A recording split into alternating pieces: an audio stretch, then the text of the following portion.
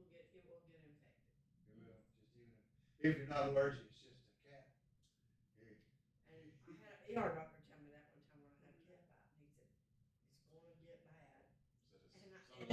That's what happened there. Yeah, pretty bad. Yeah, that was really bad. You know, as soon as I heard about it, I went and found that link that Ted Nugent song, Cat Scratch Fever Sick. He was already waiting and ready for you. As soon as I sent it to him, it hadn't even been there 10 seconds. He wrote back, "Yeah," I said, "I met him a few months ago." I said, "Pretty cool guy." I guess that was a turning point. USA. He was it last year. He went out to Arizona. He did some filming with is it Devory Darkins, I think.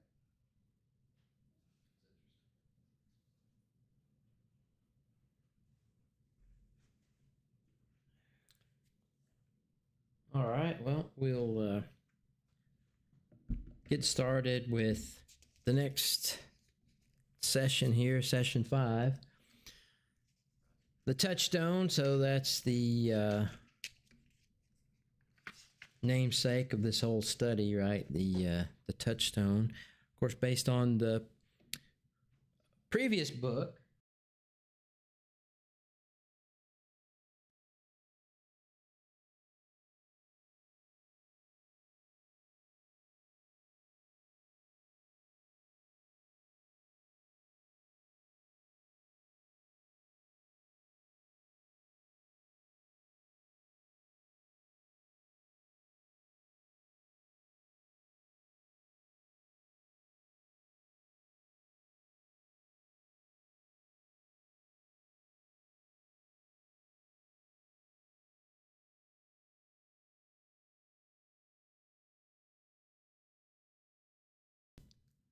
So I don't know. I don't know if I need to. Maybe it'd be better if I just speed through it. Um,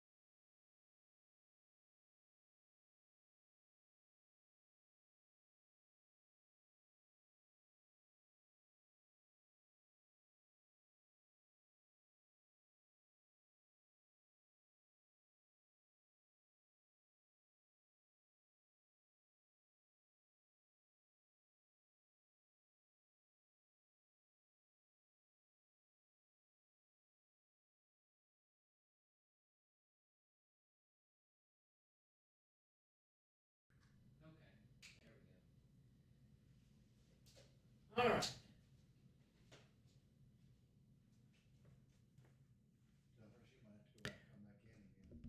So I was just reading from Matthew 27:45 through 56. We were almost to the end of that, so I had to fix the audio.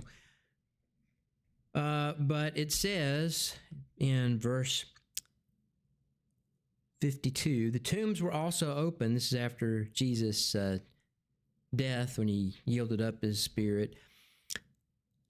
The tombs were also opened, and many bodies of the saints who had fallen asleep were raised, and coming out of the tombs after his resurrection, they went into the holy city and appeared to many. When the centurion and those who were with him, keeping watch over Jesus, saw the earthquake and what took place, they were filled with awe and said, "Truly, this was the Son of God."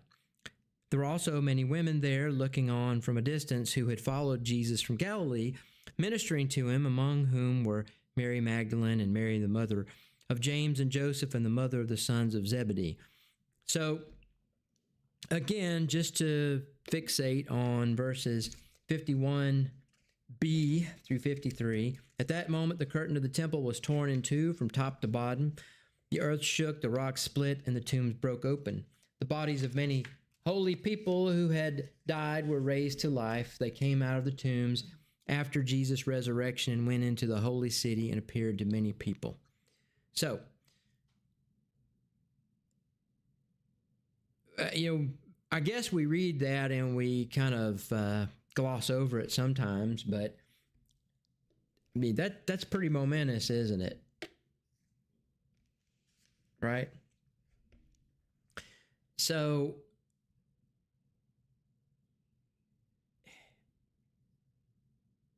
somebody might read that and they may think, I never really paid attention to that, right? Some people might say, well, that's hard to believe. Of course, we are talking about Jesus who died and then was resurrected. So again, this is in the middle of that, of that recounting. So, and again, that's part of why we're talking about this, is because, well, I could swallow no Jesus maybe being resurrected, but all of these other people, that just sounds like maybe you didn't really mean it. Now, something else might pop into your mind. Why is this only in Matthew? Because it is only in Matthew. So, it can become difficult, because even if we don't ask those questions, legitimately, it's fine to raise these kind of questions, right? But there are people who are asking these questions, but they are asking it with the intent to tear down this history, right? And so, of course, Dr. Gray opens his analysis of this passage by acknowledging the difficulty plainly. This is, by any measure, a remarkable and strange passage. Dead saints rising from their tombs, walking into Jerusalem and appearing to people, described as a direct consequence of the crucifixion. No other gospel records it. No non-Christian historical source from the period mentions it. I'm not aware of any that have come up since then. And many scholars, including some who fully believe in the resurrection of Jesus, find it very hard to accept as a description of something that literally happened. The question Dr. Gray is asking is not primarily, did this happen? So we're not proving that one way or the other. His question is, what did Matthew intend when he wrote it? Was he speaking figuratively, this, poetic, or did he really mean it? And those are different questions, and they have different answers. I gotta go.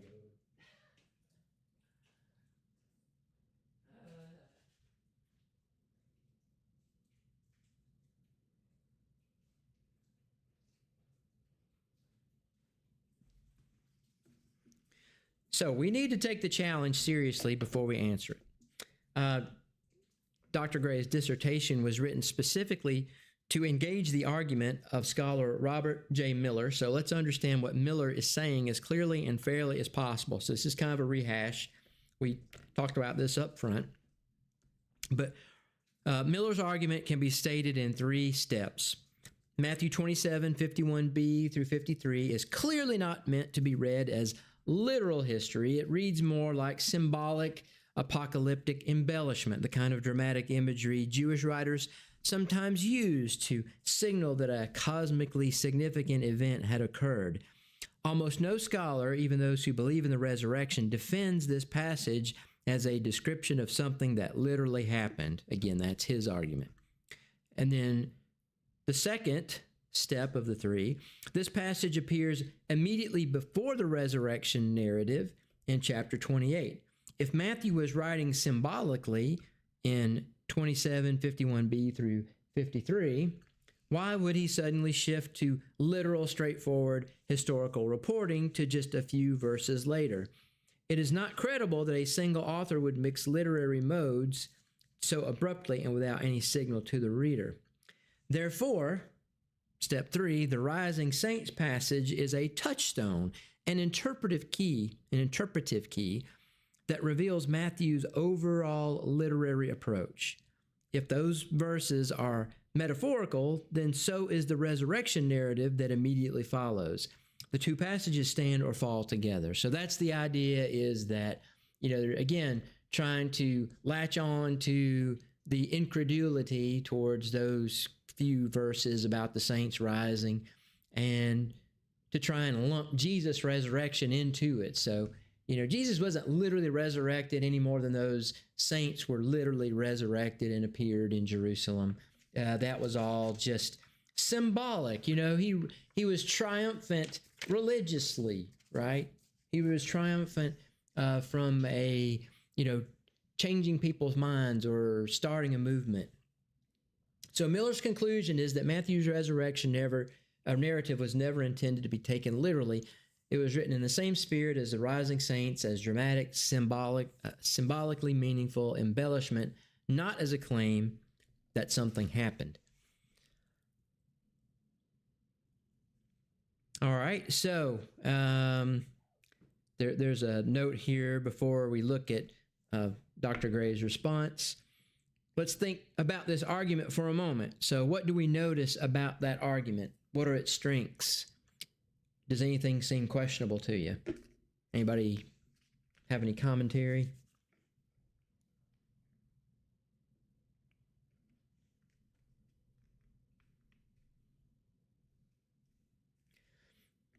Well, one thing that stands out to me is that, Miller says almost no scholars defend the historicity of this passage.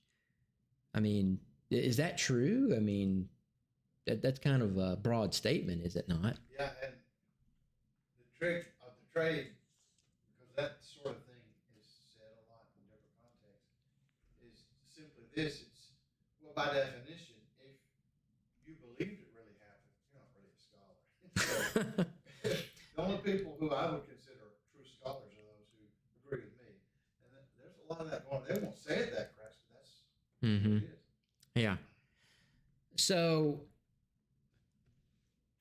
but, that notwithstanding, does that mean, regardless, that Matthew didn't intend it historically? Well, that's the question, really. Or at least that's the question before us at this moment. So, let's look at Dr. Gray's response. There are 4 arguments. So, he takes this challenge seriously. He acknowledges that Miller raises a valid point about the relationship between the 2 passages, but he argues that the metaphorical reading of these verses is not the only option, and that a careful reading of Matthew's text at this exact point reveals no evidence of a shift to metaphorical mode. His response has 4 main arguments. So here's argument 1. The literary context is uniformly historical. Matthew 27 is a passion narrative, a detailed, sequential, historically anchored account of real events: the trial before Pilate, the crowd's demand for Barabbas, the crucifixion, the soldiers casting lots for Jesus' clothes, the darkness over the land from noon to 3 o'clock, the cry of desolation from the cross, the death. Does any of that in any way smack of, poetic language or, euphemism? I mean, it sounds like just a recounting of the events that happened, right? The Rising Saints account appears in the middle of this material without any literary break, any transition marker, or change of tone. There are no signals, none. It just happens. It just comes. Matthew has shifted from, there are no signals that Matthew has shifted from historical narrative to symbolic or metaphorical writing. The passage flows continuously from the description of Jesus' death into the description of the earthquake, the torn curtain, the open tombs, and the rising bodies. So compare this to how Matthew introduces his parables. He spoke many things to them in parables, saying. When Matthew switches to parabolic or symbolic material, he tells you he has clear literary conventions for doing so. No such convention appears in these verses. The literary context strongly suggests that Matthew intends it as narrative and not symbol. So that's argument one. Argument two, the vocabulary is identical. The verb used for the saints being raised, egerthesin, Egerthesan, is the Egerthesin is the aorist passive of egeiro. Egerthesin. It is the exact same verb Matthew has used throughout his gospel for the physical raising of dead bodies. So again, it's consistent. We trace this in session 4, the synagogue ruler's daughter, the passion predictions, and ultimately the proclamation at the empty tomb in chapter 28. All use egeiro, or a derivation of that word. If egeiro means physical raising everywhere else in Matthew, and it does, without a single exception, then there is no grammatical or lexical basis for reading it different in 2752. The word means what it always means, a physical body physically returning to life. Furthermore, Matthew uses the word somata, S-O-M-A-T-A, soma, or a somata.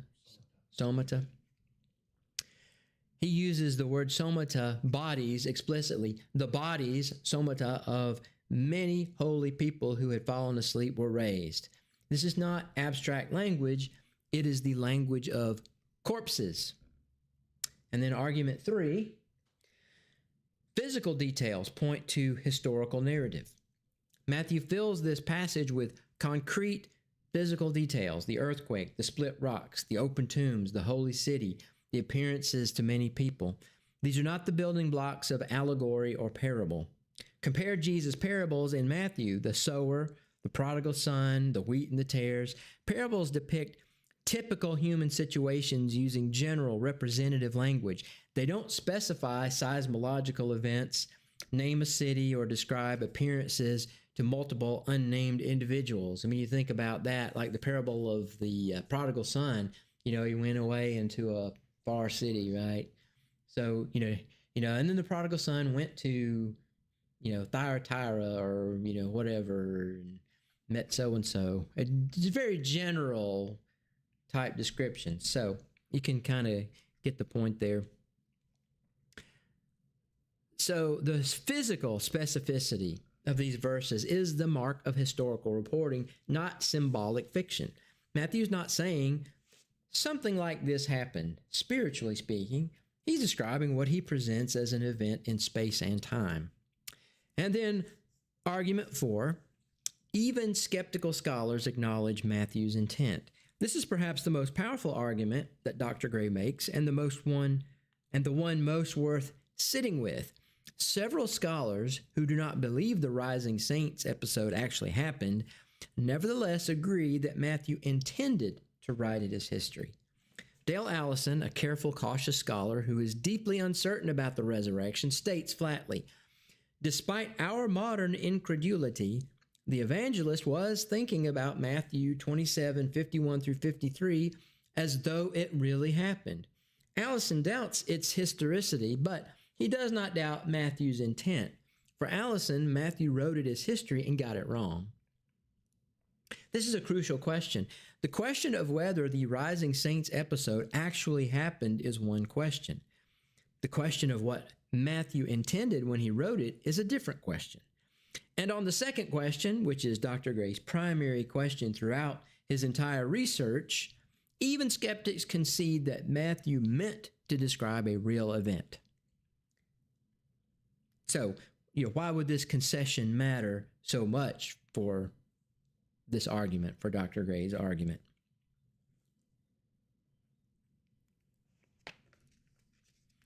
Why would this particular concession matter? Anybody want to?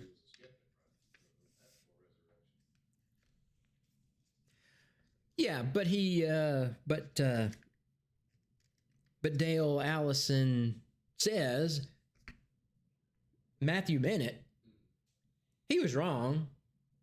He was naive, perhaps. I don't know why what he says, but he clearly believes that Matthew. It's kind of like those when a psychologist or psychiatrist is being condescending. Oh, I believe that you believe it. That's kind of what I imagine is the argument there. Oh, Matthew believes that it happened. Sure. So if Matthew believed it happened, then the question becomes, right, was Matthew inspired or not? If Matthew was inspired, then by that concession, it happened. If Matthew wasn't inspired, then we should just all leave right now. One of the things that really bothered me in that research was a well-respected apologist, William Lane Craig. Yeah.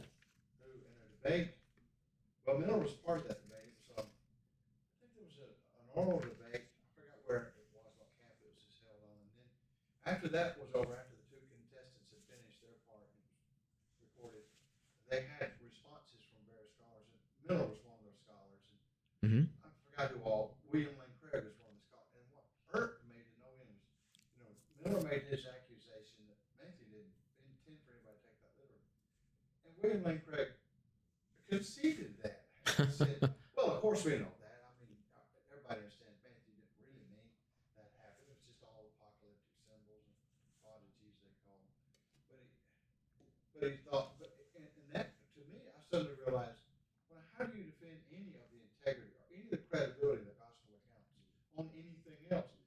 Now, Craig prides himself. He has a couple of different degrees. He has one stateside, a terminal degree. I forgot what it was, a PhD. And then he went to Tübingen, I believe, in Germany, I think, and got another German theology degree. That's supposed to be, real sexy now because, the Germans are supposed to be the cream of the crop, they thought, in scholarship. They used to be, maybe, but they were all skeptics. And I think the British and the Americans have produced the best scholars, but I'd like to think they did. Anyway, he went over there and got the Hun degree, so now he can come back and claim that he's part of that world. Oh, I know their world just like I know the world of fellow conservatives. He would consider himself moderate conservative. Mm-hmm. So when he sets forth his evidences for the resurrection of Jesus, I understand what he's doing. He's taking a minimalistic approach where he would say, let's just see what basic views, like mere Christianity, we can agree on. What basic things even the left-wing, far-out left-wing German critics would agree probably would be accurate in the text. And then anything else, like Matthew making a statement like this, we'll just discard. So, and then he says, I think on critical assumptions, we can argue some things happen. The women, for example, really did discover the empty tomb. That's pretty well a given, even for the skeptics, because they know that nobody would have just written that into the account. So we can take those bare facts. That's what he attempts to do. But he thinks this is extraneous, it's problematic, and it gives him a headache. He wishes it were not there, and he just dismisses it outright. And I understand why he did it, but he's just destroyed his case. That's one of the reasons I got mad when I wrote that dissertation. I think he's just destroyed his case. I know he certainly, and he wouldn't even claim to defend biblical inerrancy. But once you cut the Gordian knot, once you do that, the minimalistic approach. There are some they used to be called the Jesus Seminar, who had basically said only about 10% of the New Testament portrays any accurate history at all. The rest is just mythology told by the early church. Mm-hmm. And then you have many scholars that are not that far out. But like Allison would not be that far out. He'd be moderate. He's a weird line. He's a smart guy. The problem is, though, that if you give an inch, then you might as well give a mile, because you've conceded the entire argument. And another point I'll make, and I guess we're about to get into some of the difficult questions. So maybe we'll take some more time next week, and maybe Philip can get deeper into some of these issues. But I will say that one of the things that stands out in my mind, one of the things that you could say, it is a head scratcher. Why is it not mentioned anywhere else? That's a pretty momentous thing. You would think, wow, why they not mention that? And so you'll have critics that would say, well, see, that's because Matthew was embellishing it, or he was just, using some poetic license. But, it really doesn't matter whether it's only in one place or if it's in all four or more than one, because no matter what, it would be criticized. I mean, the same thing could be said in all four Gospels, and they're just all copying each other. Think about John 11. The biggest deal in all the Gospel of John, from chapter 11 to the end of it, is how Jesus raised Lazarus. Uh-huh. And they wanted to kill him. The Jews wanted to kill him. It created such a stir. They never got over that. It figured it prominently into all the Gospel of John, but it's not mentioned anywhere else. Mm-hmm. There are several things, of course, and it doesn't really matter. It kind of reminds you of that old story that Philip, I think you're the one that usually talks about it, where there's the debate about Acts 2:38, and then you have the question of, well, yeah, but it's only mentioned once. It's like, well, how many times does it need to be mentioned? And I don't think that was I think I'm mixing up two stories. Yeah, I'm probably thinking of that. But the thing is, it doesn't matter how many times God says something. Just saying it once is enough. Why should God have to say things multiple times? So either you believe that Matthew is inspired and that the Bible itself is the Word of God, or you don't. And if Matthew said it and nobody else said it, it doesn't matter. Just saying it once is enough. And then once you've established that, you say, well, did he mean it literally or figuratively? And again, this is, Philip's whole thesis is he meant it literally, and there's no other way to take it. Even the critics say that it's meant to be taken literally. So you have to follow the evidence, right? Just a quick observation on the question of historicity and credibility. That's not what I was dealing with per se in the dissertation. Mm-hmm. But we have a series of prodigies they're called. You have the splitting of the veil of the temple, for one. And these are all in quick succession to that of the quake and the ground opening of it, and the rock splitting and the tombs opening up. Usually the tombs were in the rock, so those kind of go together. Mm-hmm. Now, I don't know of any direct corroboration ever from any extra biblical author about the rising saints, but there were some strange goings on in the temple about 30 years before, or 30 to 40 years before the destruction of Jerusalem, because a number of Jewish sources talk about that, and they can't explain it. They don't go into all the details, but there were some strange signs they had seen. That would have been that very time period they had in mind. The Jews would see it from another point of view. But why do these strange, weird things occur in the temple? Well, people thought, well, that's a foretaste of God did that to warn that there's impending judgment. Rome is coming against Jerusalem in 87 to destroy it, which they did. Mm-hmm. But the only point is that part does seem to have some corroboration, and it's part of the quick succession of prodigies.